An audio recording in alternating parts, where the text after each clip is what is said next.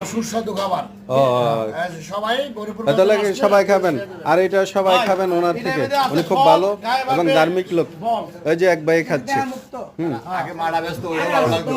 আগে মারা ব্যস্ত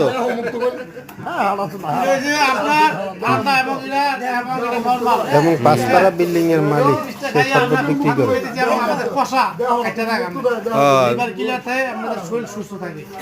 যাক যাক উপকারিতা জিনিসও বিক্রি করছে কেমিক্যাল মুক্ত এবং খুব ভালো অনেক জিনিস ওর শরবত সবাই খায় ঠিক আছে তো সবাই ভালো থাকেন তার বাড়ি হাটসান্দি না ঠিক আছে হ্যাঁ হ্যাঁ এই যে